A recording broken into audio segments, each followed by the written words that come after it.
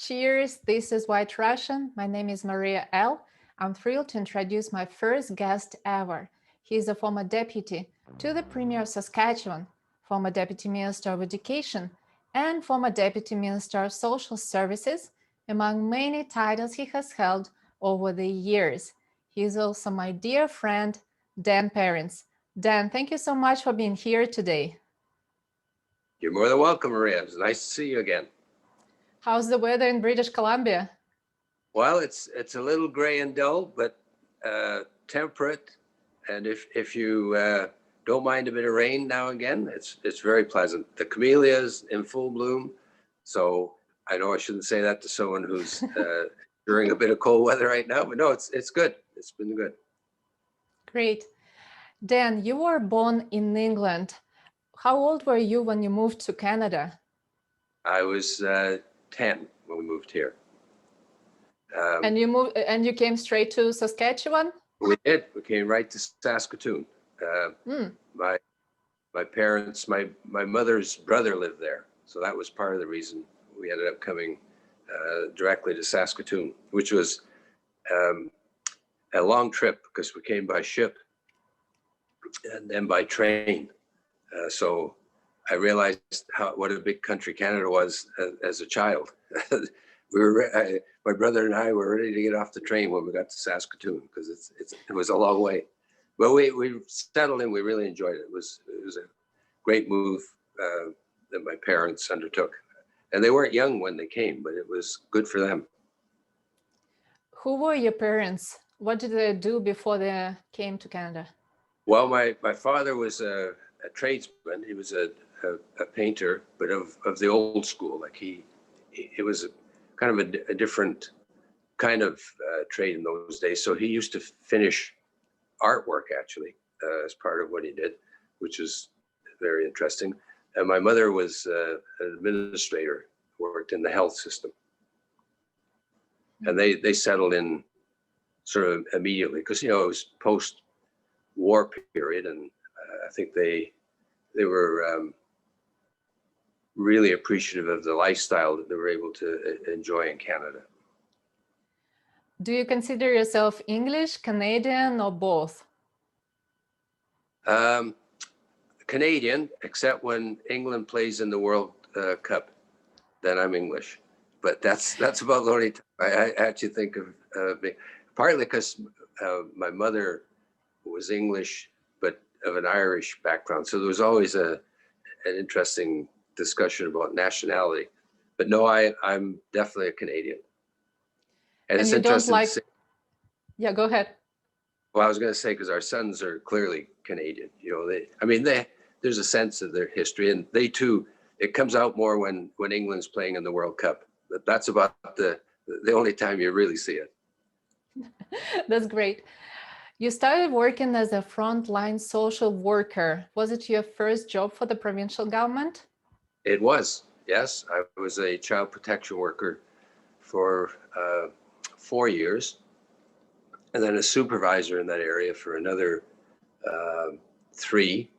And then I actually stayed in that program, in that area, really for probably the first 18 years of my career, although in different roles, and some of them broader. So, moving from sort of the front lines and supervision, I then went into regional administration. So, and in between, I had an amazing opportunity to work on a federal provincial project. It was referred to as the Unified Family Court. And that was a tremendous experience.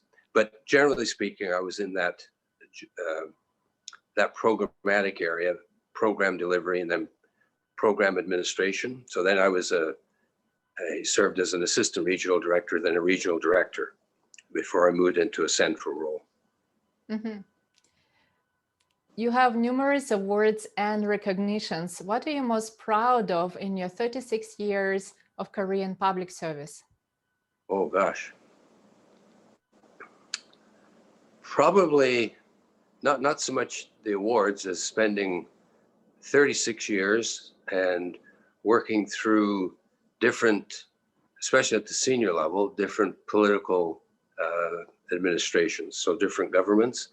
I think probably I'll look back and appreciate that, and that's probably why, in some ways, there's a recognition, of different.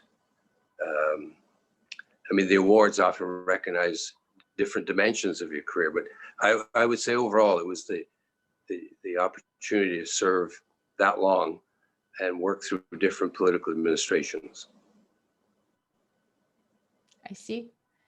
You moved to British Columbia a few years ago, but I bet you still keep track of what's going on in Saskatchewan. I do. Yes, I do. And if there was any doubt, friends and colleagues there remind me. So when I first moved, of course, I went back to do some work with education through Minister Morgan. One was a review of the education funding model, and one was a review of the, I suppose in a way, an options piece on the nature of school boards. So that definitely kept me in touch. And I was working part-time at Johnson Shayama Graduate School of Public Policy as well. So probably fair to say I've been more detached, as it were, for the last 3 years. First 3 years I was still involved, I'd say, through paid employment, but now it's more through friends, the marvels of social media and so on, keeping me in touch, and phone calls, etc. So yes, no, I've definitely stayed in touch. You mentioned that you did some work for Don Morgan. I assume you were in an independent role, right? Because obviously you were never part of Sask Party by any means, but they chose to hire you for that particular project. Why do you think they chose you? Well, it's interesting you put it that way, Maria, because at one point in a public interview, so I could feel free to say that, Minister Morgan said that they had hired me notwithstanding that I had worn a different sweater in my career.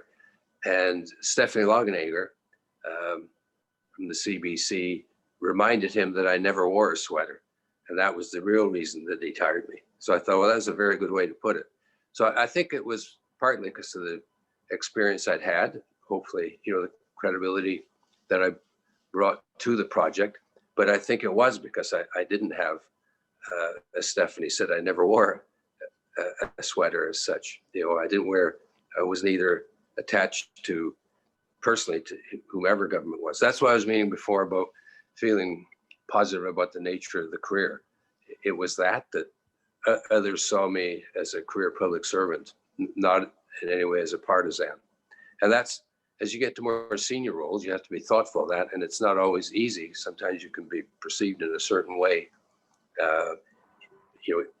Sometimes people might have a partisan view, but I found it to be the exception rather than the rule. But even if you don't, there's people who, their sense of the public service, feel that if you've progressed through it, you must be a partisan. So I felt that you've given a good example of why I was saying earlier about feeling positive about the career, that I could actually be seen as someone that, when I was a senior part of a different government, a senior minister would have enough confidence in me to bring me back to do a piece of work like that. Okay, we already touched upon Sask Party. Based on what you have observed so far, in your opinion, who is the more capable leader, Brad Wall, former Premier of Saskatchewan, or Scott Moe? Well, I had the opportunity to observe Premier Wall more closely. So, my answer is tempered somewhat by that. But I would say Premier Wall, partly because I don't know, in many ways, as a communicator, if there were many better premiers, certainly not as his contemporaries. So I would say, living in a different province now and looking at Saskatchewan, there isn't a person here who wouldn't know Premier Wall. I would venture to say the opposite would be true of Premier Moe, that not many people would know of Premier Moe. Now, perhaps that'll evolve as he serves longer, but I suspect not. I think Premier Wall had that charismatic sense about him that he reached across political and geographic boundaries, and was a person that the media would go to for comments on many things.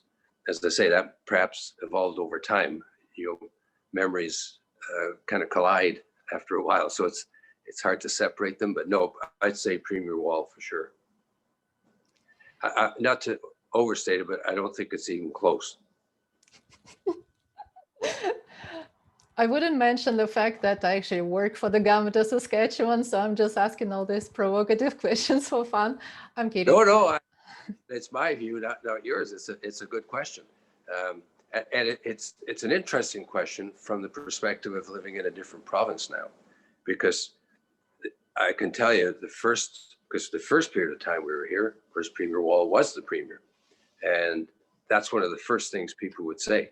Oh, we've observed Premier Wall. And it wasn't always whether they agreed with him, by the way. So it wasn't a ideological conversation often. It was his presence and the way he spoke, etc. And all the things that go into making a charismatic leader. No, I think it's a good question. There's nothing negative I'm saying about Premier Moe. I'm just contrasting him. I think if Premier Moe were on our call, he probably would say, yeah, that's right. So in your opinion, do you think... I'm sure Premier Wall would, by the way. Yeah, well, yeah, I assume so. So do you think British Columbia is handling COVID better than Saskatchewan, or vice versa? Well, this is from not a distance here, but with respect to a distance in Saskatchewan. Yes, I'd say British Columbia is.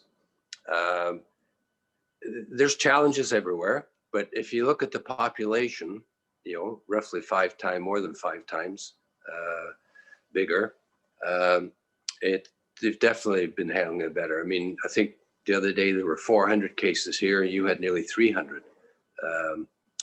And that'll go up and down, and that's a tough way to contrast them, because I think everyone's doing the best they can. Let's be clear. I mean, it's a challenge.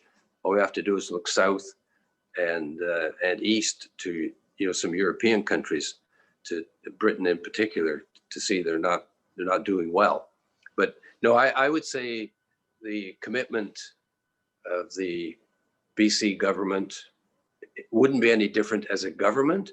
I think the nature of early on, the leadership from the medical health officer here, because one of the differences I would observe is that, and there's some debate about this for sure, but right from the beginning, the first press conferences and all the information came from the medical health officer here, Dr. Henry, who's become, in some ways, a very profiled civil servant, because that was part of the conversation initially, that she is a civil servant, right?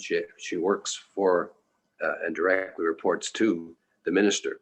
But all of the, still the case, all of the information was, medical information and analysis was delivered by Dr. Henry, supported by the minister. And so she developed a presence.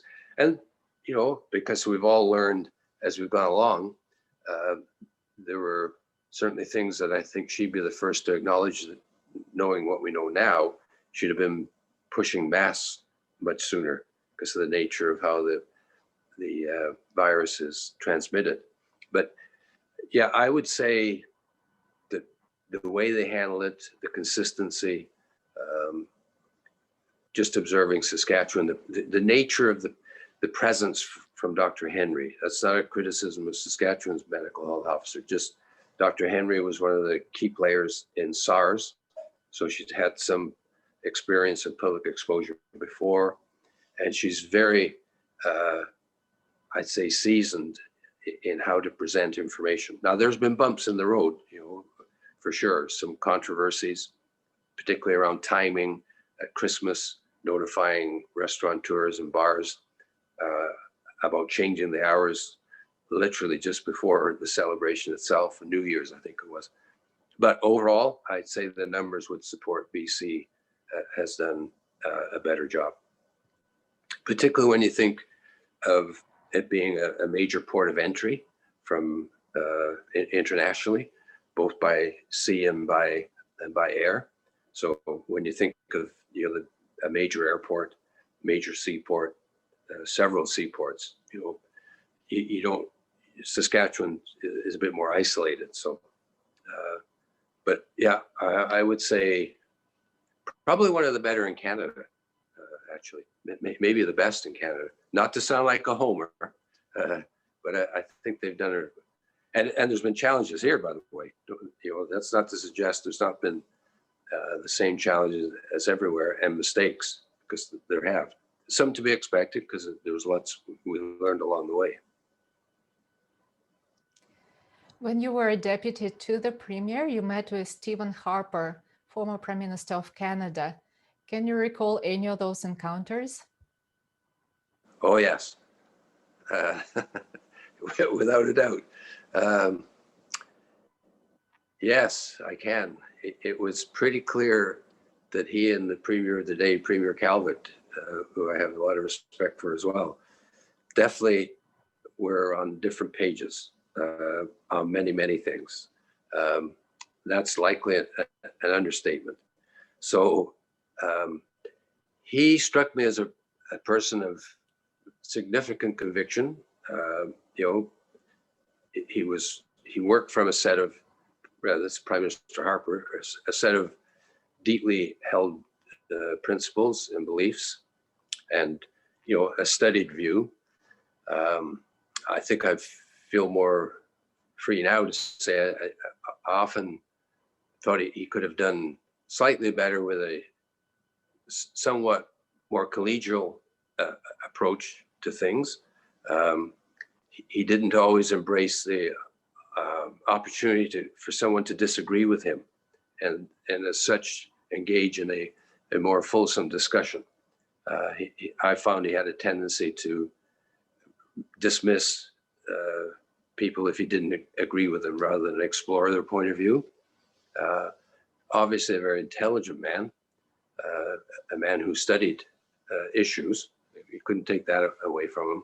But I found him very difficult to engage. And I'm not now talking about engaging with me. I mean, he made it pretty clear what he thought about public servants in a sense. I don't think we were at civil servants. I don't think we were seen to be his favorite kind of people, but just more generally that he found it, he wasn't willing to, what I observed, engage in a really good discussion and find out, well, maybe there is another point of view, which makes it difficult when you're the Prime Minister and a strong-willed person. It creates a kind of atmosphere, but talented. I would never take that away from him. And I could say he came to any meeting I was ever at with him, ready to defend his position with a vigor. I wish I could have said he was as prepared to listen to the other side with equal vigor, but I didn't see that. So how did that meeting end up? Well, I was thinking there are more than one meeting. Oh, okay. All meetings were similar. That was a collage of meetings. Yes. Well, the one meeting, I think, in particular,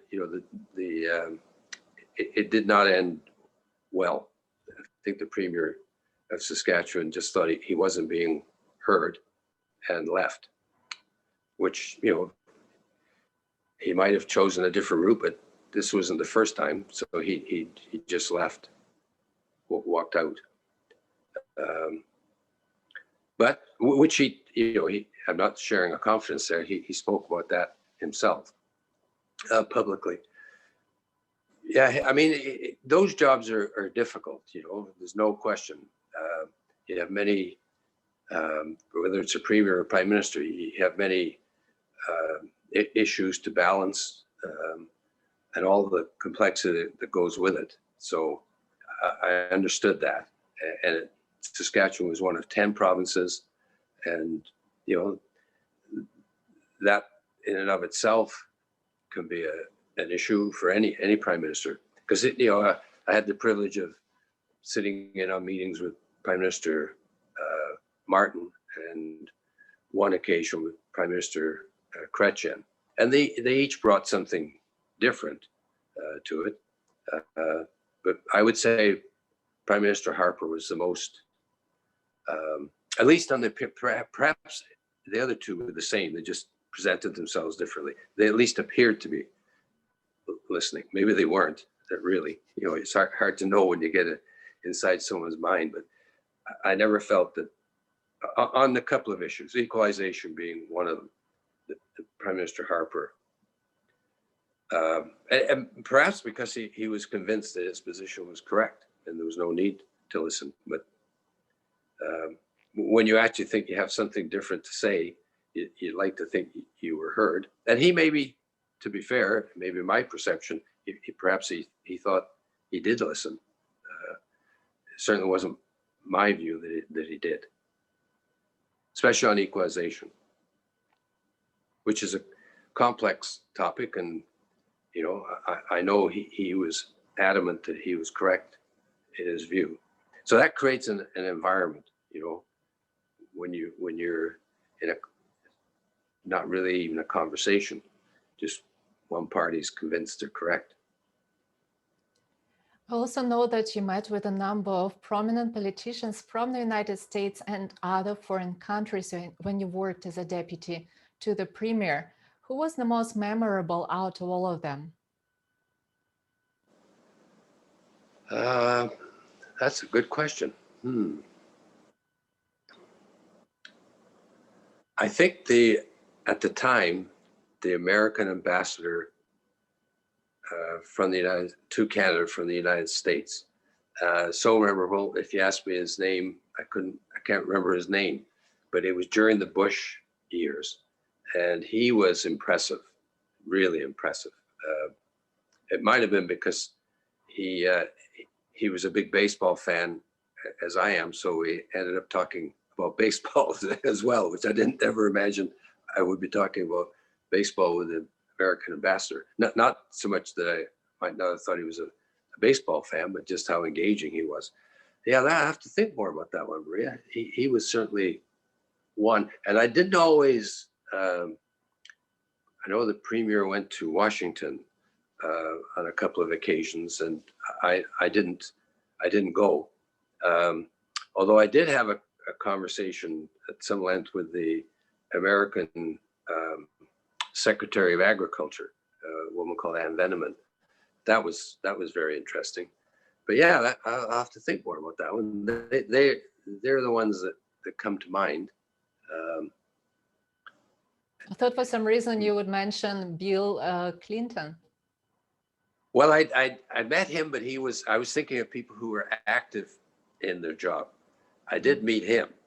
That's amazing that I didn't go there first. But I actually, as I heard the question, I was thinking people who are actually in the job, right?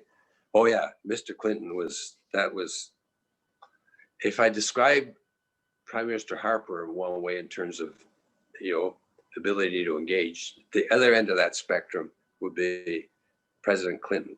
I mean, oh my goodness. When he talked to you, you got the impression he'd known you forever. Even if he just literally met you, he'd remembered your name, what you did. Yeah. No, I've met him and Al Gore and various people when they're out of their political life, but I was thinking more from other countries when they're actually in the job. Oh,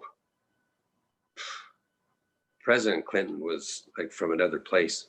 It was like, seriously, he was, his ability to remember names and engage you, I think was a gift second to none. As I say, if you think of a continuum, Prime Minister Harper would be at one end, both incredibly talented, don't get me wrong.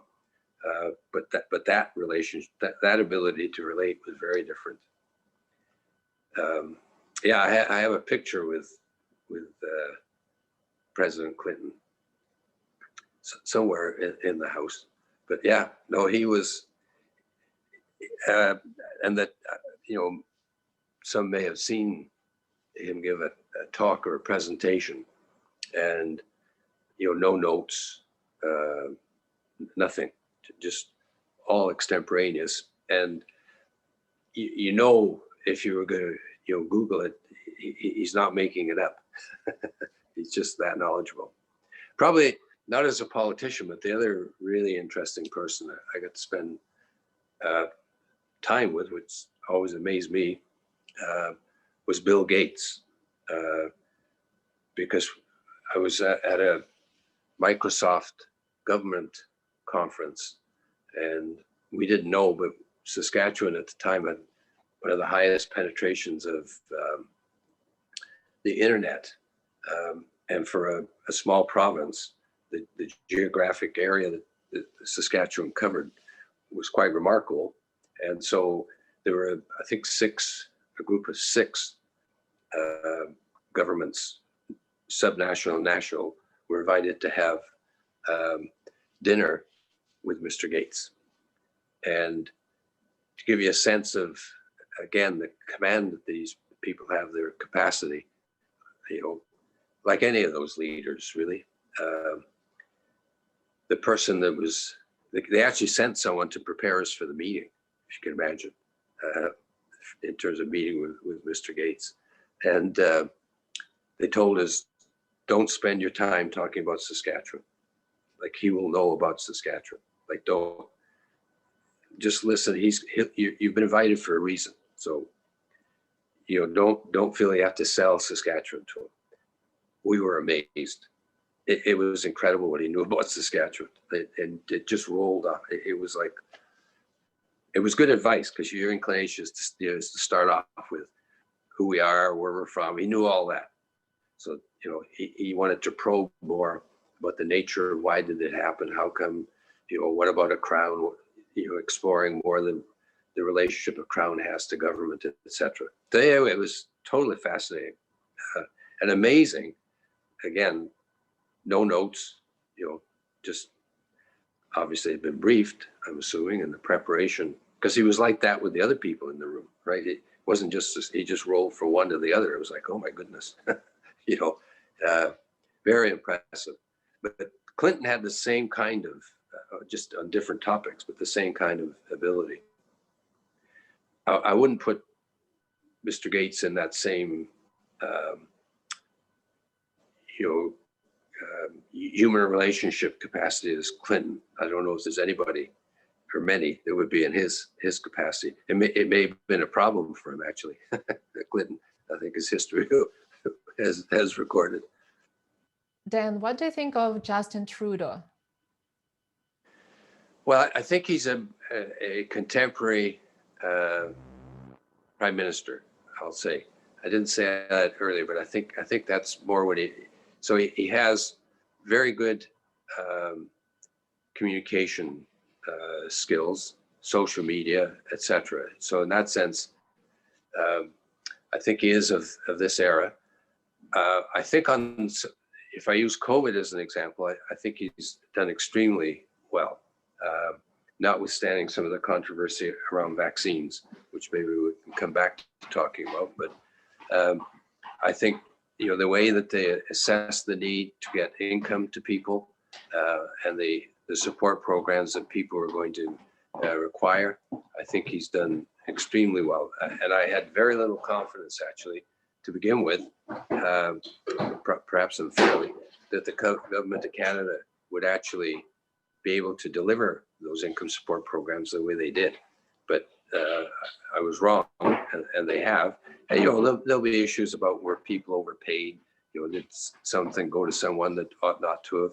But, we should look at the bigger picture there and how well they did in the short term to mount just an incredible response when you look back and think about the level and the detail and how much they got right. So you can't just credit the prime minister with that, but he deserves, he is the prime minister, so he deserves, he was the leader when all that unfolded. So that's given me a better impression of him. I think generally speaking, on some of the bigger files, I understand the concern and consternation in Western Canada, for sure.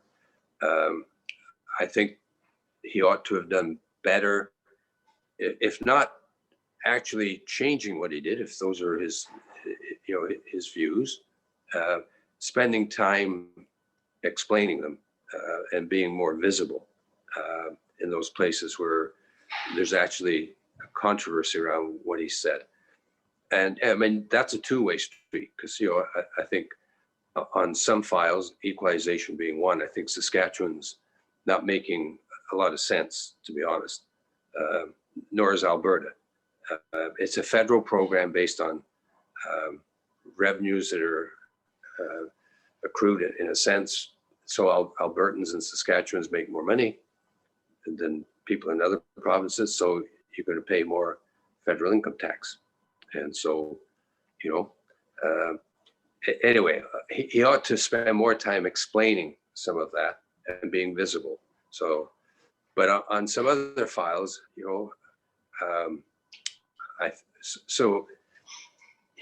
has he done the right thing when it comes to, let's say, climate change and carbon tax, etc.? Well, they ran on that.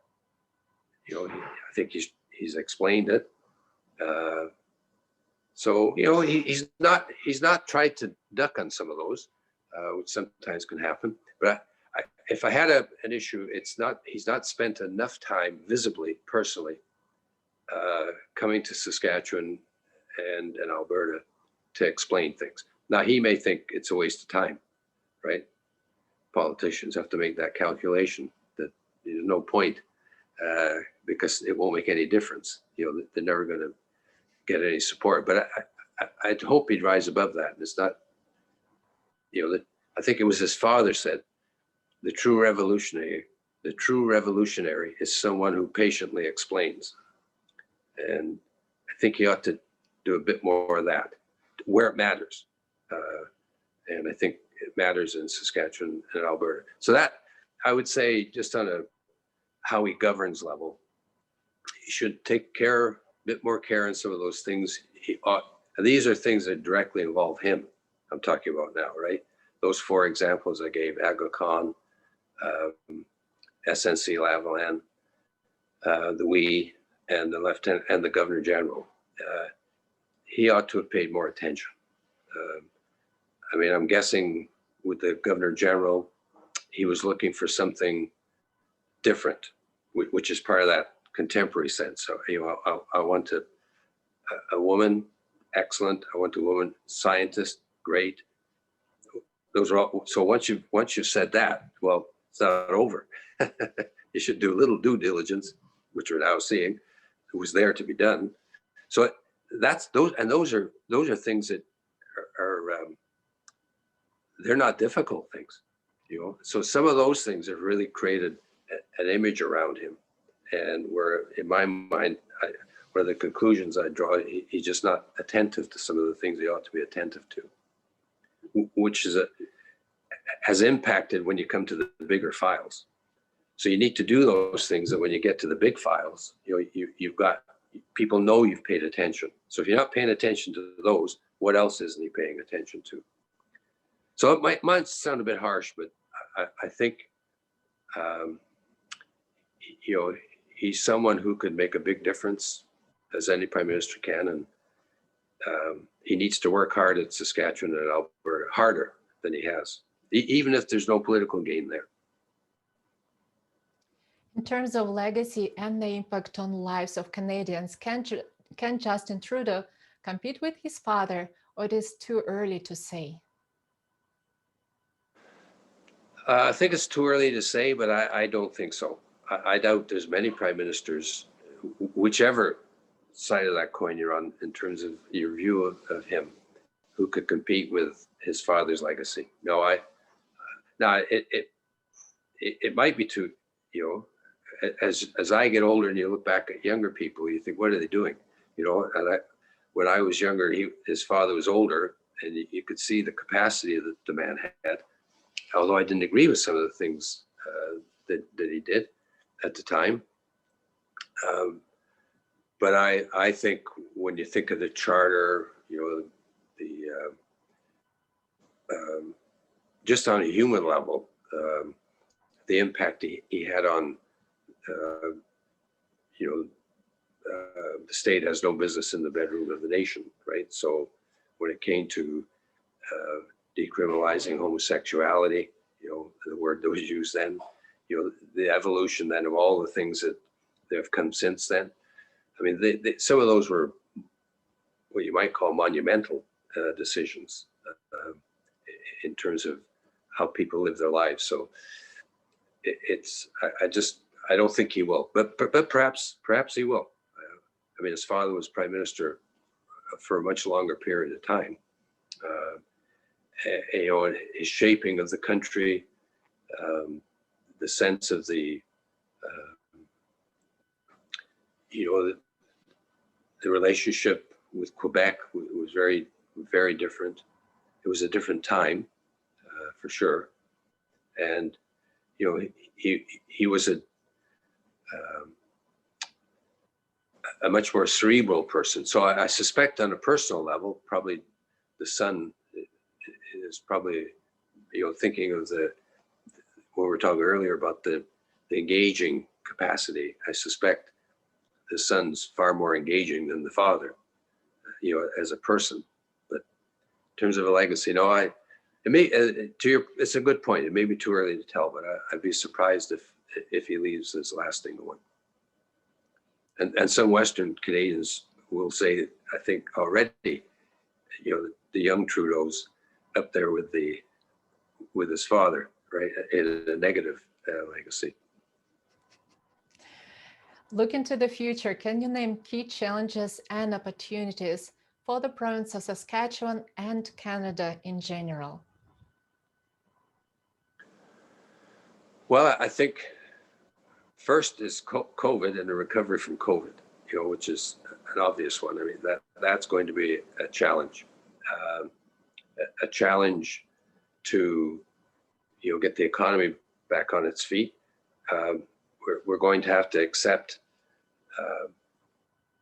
what's already happened in terms of the deficits and debt, which I think is changing or already changed. There's much more written now about, especially at a national level, in terms of fiscal or monetary policy, not to be so concerned about debt while interest rates are low, et cetera. So I think recovering from COVID, for sure. Then I think the conversation that we still haven't had properly, because it gets caught up in climate change and all the things around it. But I think the transition from hydrocarbons, oil and natural gas, to alternatives, without negating one or the other, right? The reality, we're going to ultimately, there'll be less oil and less natural gas. We should be really thinking more constructively than we are about that transition and have that conversation without it descending into some kind of East-West rivalry. We should be a leader there. We could be a leader there. And I think Trudeau's tried, but awkwardly. He doesn't seem to be able to, he tries to hold one up and the other up, and it doesn't seem to work. And I don't say that because it's easy, but there's more capable people that should be articulating that. So I think that's going to be a major challenge for Canada, especially because we're the resource base that we have and the sense we've developed around dependency for oil and gas. So we should be able to articulate, yes, that should continue because it's not going to change overnight, whatever time period that is. But also we should be able to talk about whatever that future date is, we're going to and should, we're going to less damaging sources and not get caught up in all the debate about climate change. I mean, we'll get there, but it just strikes me as if we could change the nature of that conversation would be helpful. So that'd be the second one. I think a third one,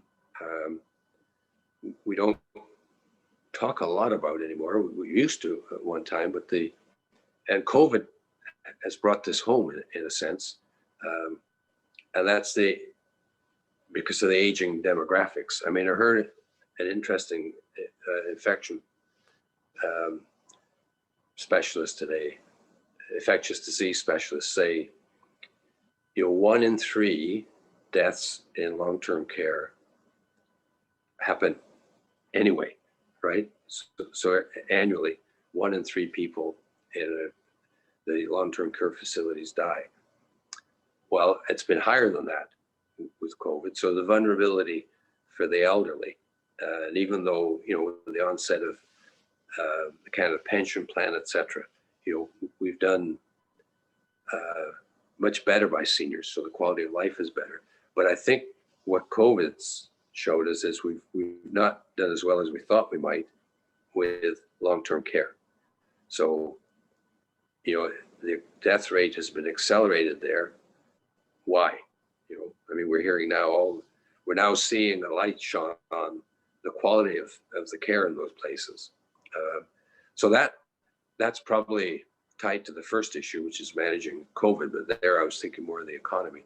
But I think there's some things that emerged from how we've dealt with COVID at a more a social policy level that we hadn't really, for whatever reason,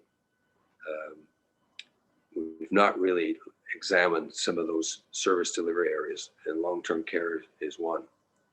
There's probably many others, but I really hope the conversation around the reliance, or rather than putting it that way, how we can balance developing new sources or refine the new sources, better research into them. At the same time, not forget we've still got oil and gas, and how can you make that better? But recognize at some future date, we're likely not going to be as dependent on those as we've been. What about key opportunities? What about key opportunities for Saskatchewan and Canada? Well, I think that's where one goes to the other, because there's a lot of skilled, knowledgeable people working in one area. The opportunity to me is to be able to transpose those skills and that research and development into another area. So that would be certainly one. And I think the other, after all the things that have happened in the United States, would be an opportunity for us to celebrate our form of government, to actually recognize the nature of our democracy and make sure that we continue to appreciate it and respect it and just make it better. And we should stop. Surely it's time to stop denigrating government as if what government can't do. No, I think actually government can do and has done a lot of good things. Even the response, nationally and provincially to COVID would be a good example. So I'd say the opportunity is there because of the reminder to reinforce and improve and talk about the nature of government and governance. We've stopped doing that, almost out of it's government. No, we should actually say in a very positive tone, it's government and we have a good one. And people who run them, yes, they're human and they make mistakes, but it's still something to celebrate. So I'd say an opportunity actually now, after all this, is to celebrate government. And then I think another, and this is where I think, I don't know this, but I'm just based on conversation a while ago with someone, I think there's a whole group of people in the civil service who really get social media and technology.